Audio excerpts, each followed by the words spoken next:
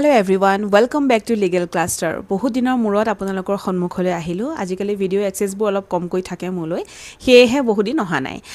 আপোনালোকে সকলোৱেটো গম পাইছে যে আসাম জুডিশিয়েল সাৰ্ভিস গ্ৰেড 3 ৰ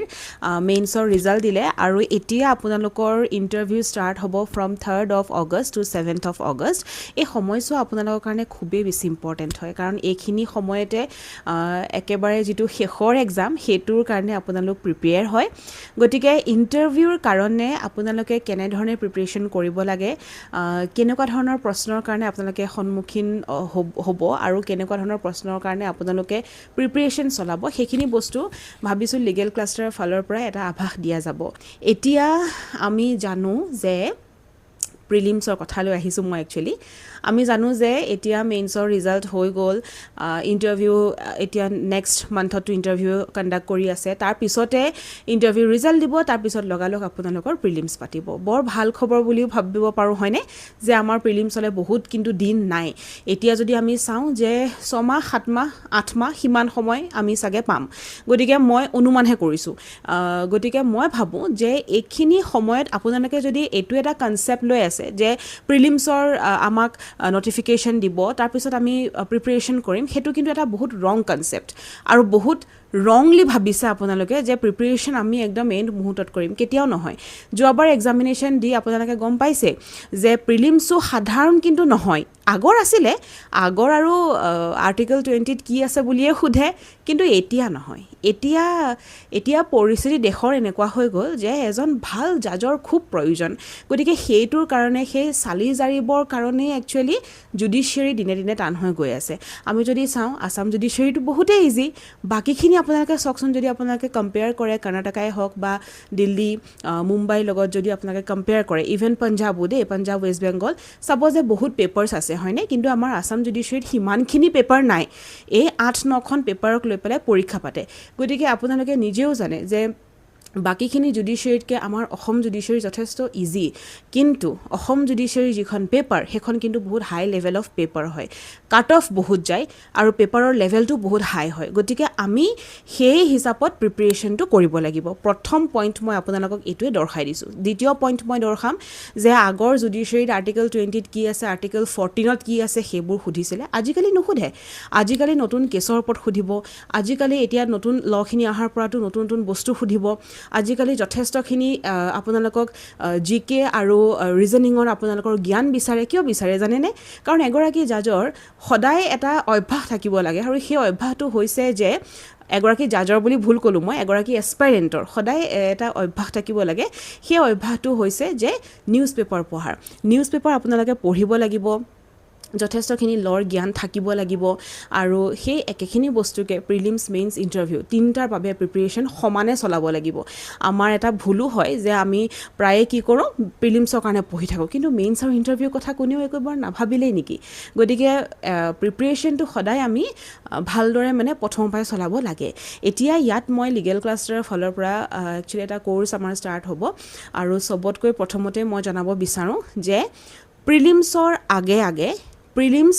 মিনি কোৰ্স আৰু প্ৰিলিমছ ক্ৰ্যাশ কোৰ্স আমাৰ আৰম্ভ হয় পিএমসি আৰু পিসিসি এই প্ৰিলিমছ মিনি কোৰ্স এই প্ৰিলিমছ ক্ৰ্যাশ কোৰ্স সদায় প্ৰিলিমছৰ আগত আৰম্ভ হয় মানে নোটিফিকেশন দিয়াৰ পিছত কিন্তু এইবাৰ প্ৰিলিমছ মাষ্টাৰ কোৰ্স এটা আৰম্ভ হৈছিল বহাগৰ বিহুৰ সময়ত আৰু এতিয়া আমি নেক্সট এটা প্ৰিলিমছ মাষ্টাৰ কোৰ্স আমি লৈ আহিছো আৰু হেতু আৰম্ভ হ'ব জুলাই 15 তাৰিখৰ পৰা গতিকে এডমিশন চলি আছে জুলাই 15 তাৰিখে প্ৰথম আপোনালোকৰ ক্লাছ হ'ব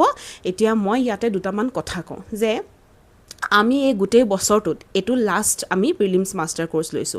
ইয়াৰ পিছত আৰু আমি মাষ্টাৰ কোৰ্স ষ্টাৰ্ট নকৰো ইয়াৰ পিছত যেতিয়া নোটিফিকেশন দিব তেতিয়া আমি ডাইৰেক্টলি প্ৰিলিমছ ক্ৰ্যাশ কোৰ্স হক মিনি কোৰ্স হক কিবা এটা আমি ষ্টাৰ্ট কৰি দিম কিন্তু যেটো প্ৰিলিমছৰ অকল প্ৰিলিমছক ভিত্তিক লৈ যেটো আমি 8 মহীয়া এটা কোৰ্স আমি লৈছো সেই মাষ্টাৰ কোৰ্সটো যোৱা এপ্ৰিলত প্ৰথমবাৰ বাবে আমি ষ্টাৰ্ট কৰিলো আৰু এতিয়া সেকেন্ড বাৰ বাবে আমি ষ্টাৰ্ট কৰিম অহা 15 জুলাইৰ পৰা যি সকল ইচ্ছুক হে সকলে আমাক 8486211616 তলত নাম্বাৰটো দিয়াই আছে এই নাম্বাৰটোত আপোনালোকে WhatsApp কৰিব কল নহয় WhatsApp কৰাৰ পিছত আপোনালোকে ইনফৰমেশনখিনি পাবই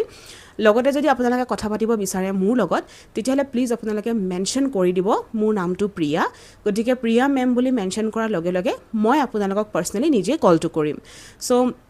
মেনশ্যন এইটো কাৰণে কৰিব কৈছোঁ কাৰণ আপুনি যেতিয়া মেছেজটো কৰিব যিসকল যিজন হোল্ডাৰ হয় সেই মানে নাম্বাৰটোৰ সেই হোল্ডাৰে আপোনাক অকল ইনফৰমেশ্যনহে দিব চ' মোৰ লগত কথা পাতিবলৈ মন গ'লেহে আপুনি সেই মেছেজটো মোৰ নামটো আপুনি লৈ মেছেজটো কৰিব বা এডভাৰটাইজ আপুনি দেখিছে আৰু আপুনি কথা পাতিব বিচাৰিছে টিচাৰগৰাকীৰ লগত বুলি মেছেজ কৰিলেও হ'ব চ' সেইটো এটা কথা এতিয়া আমি আহোঁ যে প্ৰিলিমছ মাষ্টাৰ কোৰ্চ আমি কেনেকৈ ষ্টাৰ্ট কৰিম কি পঢ়িম চ' আমি জানো যে প্ৰিলিমছ ক্ৰেছ কোৰ্চ হওক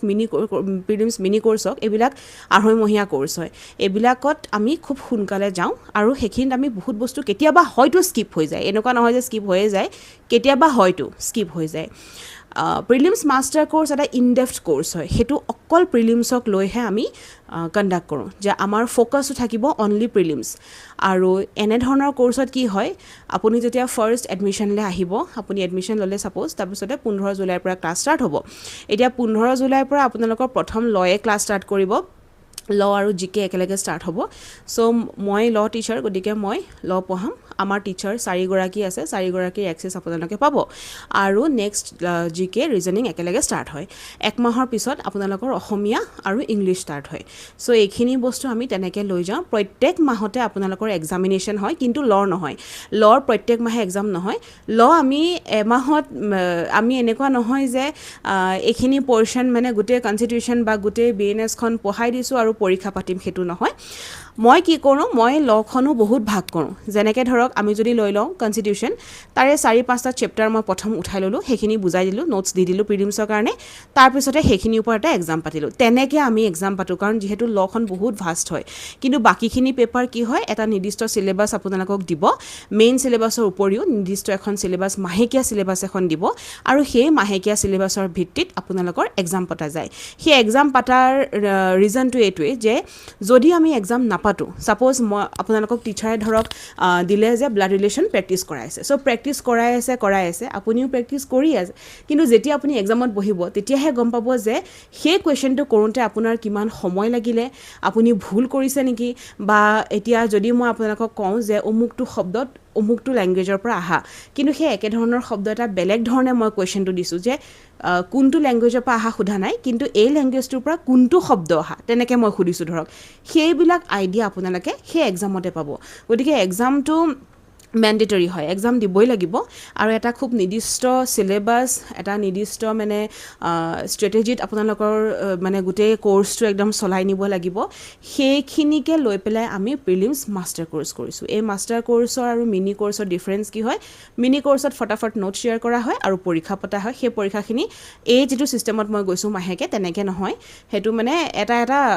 এখন পেপাৰ পটাপট আমি শেষ কৰি যাওঁ কিন্তু ইয়াত আমি এখন পেপাৰকে আমি বহুত ভাগ কৰোঁ বহুতখিনি ভাগ কৰি কম পৰ্চনত আমি পৰীক্ষা পাতোঁ আৰু সেই কম পৰ্চনতে আপোনালোকে এক্সাম দি পেলাই নিজৰ যিখিনি মানে ডাউটছ থাকে সেইখিনি ক্লিয়াৰ কৰিব পাৰিব আৰু নিজৰ যিখিনি চিলেবাছ আছে সেই চিলেবাছখিনিৰ ওপৰতো আপোনালোকে খুব মনোযোগ দি পঢ়ি ক্লিয়াৰ কৰিব পাৰিব সেইটোৱে হৈছে প্ৰিলিমছ মাষ্টাৰ কোৰ্চৰ মানে ষ্ট্ৰেটেজি এতিয়া কওঁ যে এই কোৰ্চটো ইমান সোনকালে আমি কিয় ল'লোঁ ৰিজনটো আগতেই কৈছোঁ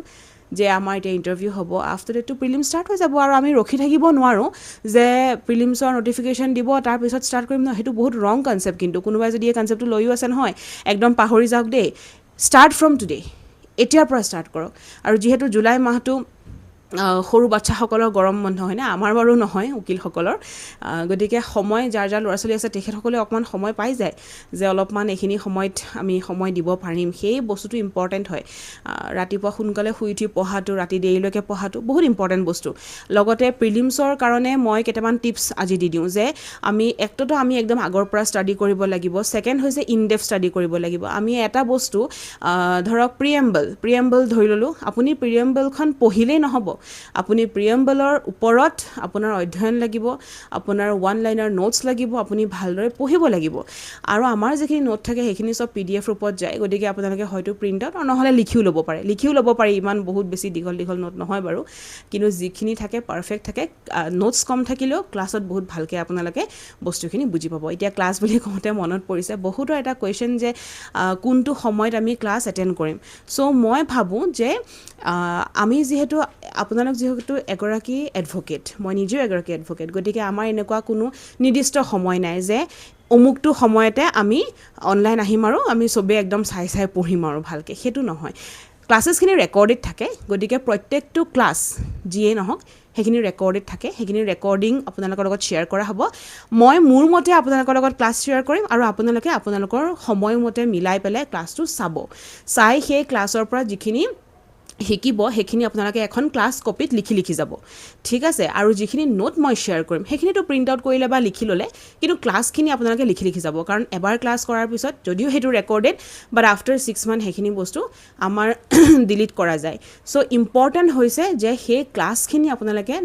চাই পেলাই অন্ততঃ বুজি পেলাই কনচেপ্টটো ক্লিয়াৰ কৰিলে আৰু ভালদৰে আপোনালোকে নোটছ হিচাপে লিখিও গ'লে। আৰু কিবা ডাউট থাকিলে আপোনালোকে সেইখিনি মোক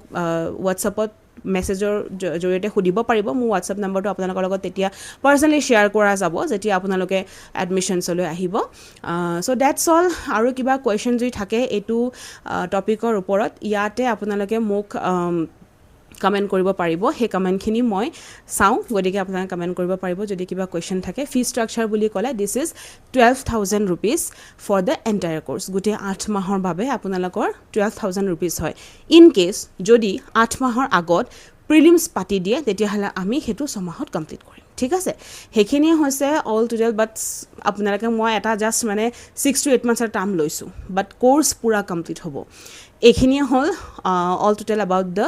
next prelims. And I hope যে নেক্সট প্ৰিলিমছত আপোনালোকৰ এক্সাম খুব ভাল হওক,